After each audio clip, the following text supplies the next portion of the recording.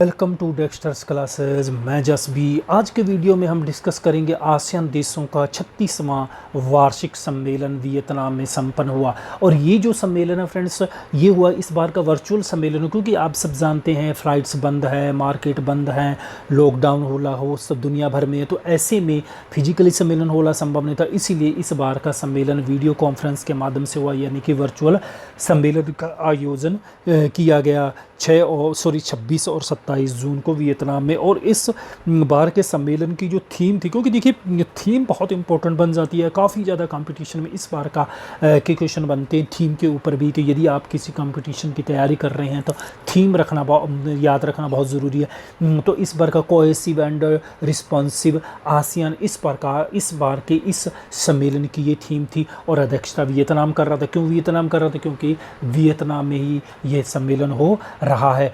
जैसा कि फ्रेंड्स आप जानते हैं कि इस सम्मेलन को वर्ष 2007 से साल में 2 बार आयोजित किया जा रहा है।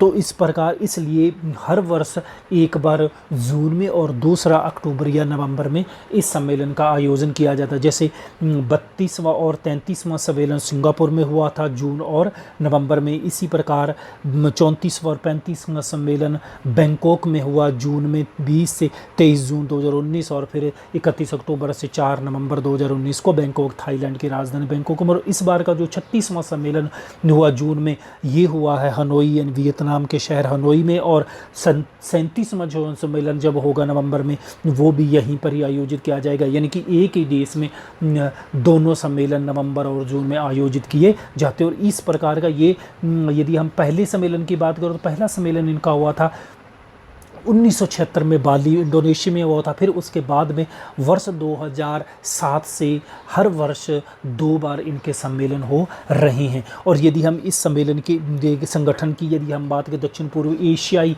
देशों के संगठन आसियान की यदि हम स्थापना की बात करें, तो इसकी स्थापना हुई थी बैंकॉक घोषणा पत्र के द्वारा 8 अगस्त सन 1967 को। इसमें मूल देश मलेशिया, इंडोनेशिया, सिंगापुर, फिलीपींस और थाईलैंड है। और इसके अलावा ब्रुनेई, कंबोडिया, म्यांमार, फिर उसके बाद आपका ये वियतनाम, तो इनको सम्मेलन में इनको लाओस, इनको बाद में शामिल करके 10 देश बने। और दक्षिण पूर्व एशिया के अंदर ये 10 ही देश, और इन देशों के अंदर सामाजिक, आर्थिक, सांस्कृतिक सुरक्षा को बढ़ावा देने के लिए इस सम्मेलन का आयोजन किया जाता है। हालांकि सांस्कृतिक और सामाजिक दृष्टि से ये रीजन है, जो यहाँ पर आप मैप में देख पा रहे होंगे, रीजन है ये काफ़ी विविधता लेता है, लेकिन फिर भी इनके बीच में सांस्कृतिक और सामाजिक एकजुटता स्थापित करने के भी इस सम्मेलन का आयोजन किया जाता है। प्रमुख रूप से आर्थिक और सुरक्षा को बढ़ावा देने के लिए ये सम्मेलन प्रमुख रूप से जोर देता है।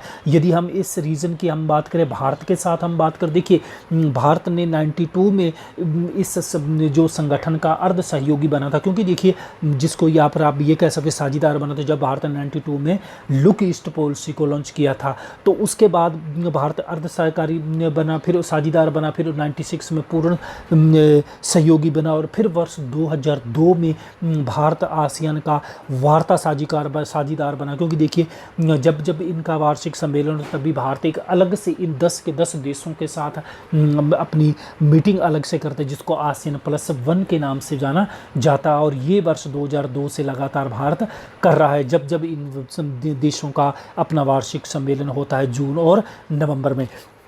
यदि भारत और आसियान के देशों की हम वार्षिक द्विपक्षीय व्यापार की हम बात करें, तो इनके बीच में द्विपक्षीय व्यापार वर्ष 2015 में $100 बिलियन पहुंच गया था। और अब 2022 तक का जो लक्ष्य है वो $200 बिलियन अमेरिकी डॉलर के व्यापार का इनमें लक्ष्य रखा गया है। और यदि हम चाइना के साथ हम बात करें आसियान देशों का, तो चाइना के साथ बड़े लार्ज स्केल पर इनका व्यापार होता है। $400 बिलियन अमेरिकी डॉलर का व्यापार आसियान देश और चाइना के बीच में होता है। अब बात करते हैं हम यहाँ पर इस सम्मेलन में प्रमुख रूप से, देखिए इस बार का ये सम्मेलन काफ़ी इम्पोर्टेंट बन जाता है। क्यों? क्योंकि जहाँ एक तरफ कोविड-19 महामारी है, ऐसे में इस सम्मेलन में प्रमुख रूप से जो फोकस किया गया था वो किया गया था पैंडेमिक के ऊपर। क्योंकि उसमें इन आसियान देशों के द्वारा एक कोविड-19 को मुकाबला करने के लिए कोविड फंड, रिलीफ फंड की भी घोषणा की। और इसके साथ साथ इस सम्मेलन की जो इम्पोर्टेंट तब इसलिए भी बन जाते क्योंकि देखिए इस रीजन की यदि हम बात करें तो यहाँ पर दक्षिणी चीन सागर का जो प्रमुख रूप से विवाद है वो चाइना के साथ, और चाइना कोविड-19 के दौरान में काफ़ी ज़्यादा अग्रेसिव हो चुका है, अग्रेसन अपना मूड अपना रहा है इस रीजन के अंदर। और बार बार आपने नाम सुना होगा कि वियतनाम की जो नाविक नेवी है उनको कई बार डुबो दिया गया अपने शिप के माध्यम से। फिलीपींस के साथ विवाद है, ब्रुनेई के साथ, मलेशिया के साथ, वो आसियान के देशों के, ये भी आसियान के देश हैं तो इनके साथ विवाद है क्योंकि चाइना क्या है कि पूरे के पूरे दक्षिणी चीन सागर के ऊपर अपनी दावेदारी जताते। यहाँ पर आप देख पा रहे होंगे कि ये जो रीजन की हम बात कर रहे हैं, ये जो दक्षिणी चीन यहाँ पर 9 डेस के नाम से पूरे रीजन के ऊपर अपना ही अधिकार जताता है, दावेदारी करता। तो इसलिए यहाँ पर जो अलग साथ साथ देशों की यदि हम बात करें, ये पर वियतनाम है पीले कलर जिसका चाइना के साथ बॉर्डर टच होता है। इसके अलावा यहाँ पर आप देख पा रहे होंगे ये फिलीपींस है, ब्रुनेई और मलेशिया के साथ प्रमुख रूप से विवाद ये है ही दक्षिणी चीन सागर को लेकर। इसके साथ ये जो रीजन है ये इंडोनेशिया का भी थोड़ा बहुत टच होता है इस रीजन के साथ, तो उसको लेकर यहाँ पर विवाद है। तो ऐसे में इनके द्वारा ऐसे में जब चाइना अग्रेसिव मोड पर है तो ऐसे में चाइना का विरोध करने के लिए इस सम्मेलन में पहली बार चाइना के खिलाफ एक बयान दिया गया सम्मेलन में। उसमें ये कहा गया कि चीन को समुद्री जो सुरक्षा कानून संधि है जिसको बोलते हैं UNCLOS बोला जाता है, यहाँ पर आप देख पा रहे हो UNCLOS जो संधि है उसका चाइना को पालन करना चाहिए। और ये जो संधि है ये संधि हुई थी 1982 में संयुक्त राष्ट्र संघ की जो कन्वेंशन के माध्यम से इस संधि का गठन किया गया था, और जिसमें ये संधि कहती है कि सभी देशों को क्या है कि सुरक्षा करनी चाहिए, समुद्र का नियमों का पालन करना चाहिए, और समुद्रों का पालन के साथ साथ सभी देशों को क्या है कि नेविगेशन की बात करें, यातायात की बात करें, उसके लिए पूर्ण रूप से समुद्र स्वतंत्र होने चाहिए और किसी भी देश को अपनी संप्रभुता, अपना अधिकार क्षेत्र उसके ऊपर नहीं जताना चाहिए। जैसा कि चाइना लगातार पूरे के पूरे यहाँ पर आप देख पा रहे होंगे कि पूरे इस रीजन के ऊपर अपना अधिकार जता रहा है। तो इस वजह से भी ये संधि विरोध करती है कि इस प्रकार से आप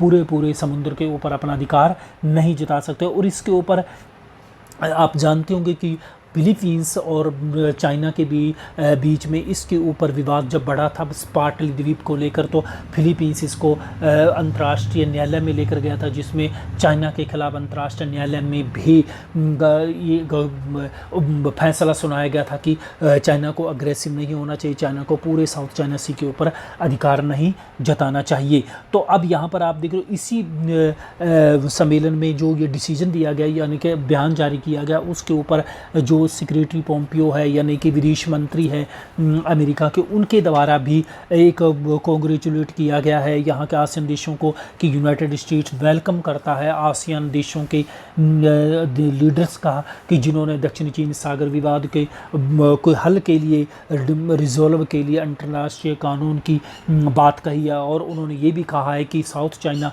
सी के ऊपर चाइना को भी अपना जो ये दावेदारी उसको छोड़ देनी चाहिए और उससे भी UNCLOS का क्या करने पालन करना चाहिए। तो इस प्रकार से यहाँ पर अब अंतर्राष्ट्रीय दबाव भी बन रहा है और अब पहली बार ये है कि आसियान देशों के द्वारा इतने लार्ज स्केल के ऊपर भर्त्सना की गई है चाइना की। अब इसके अलावा यहाँ पर आप इस रीजन की यदि हम बात करें तो जहाँ पर सबसे जो प्रमुख रूप से यहाँ पर आप देख पा रहे होंगे कि ये जो पीले कलर में है वियतनाम का काफ़ी बड़ा हिस्सा है जो इसके चाइना के साथ लगता और इसका दक्षिणी चीन सागर के साथ भी लगता। और यहाँ पर एक पारासेल द्वीप है, पारासेल द्वीप को लेकर दबाव है जिसके ऊपर अधिकार वियतनाम का है, तो चाइना उसे भी अपना मानता है। तो इस वजह से भी काफ़ी ज़्यादा मुखर होकर वियतनाम के द्वारा चाइना का विरोध किया जा रहा था। इसके अलावा फिलीपींस की बात करें तो ये फिलीपींस की बात कर रहे हैं हम, तो फिलीपींस के द्वारा भी काफ़ी ज़्यादा इसका विरोध किया जाए, स्पार्टली द्वीप को लेकर विवाद है।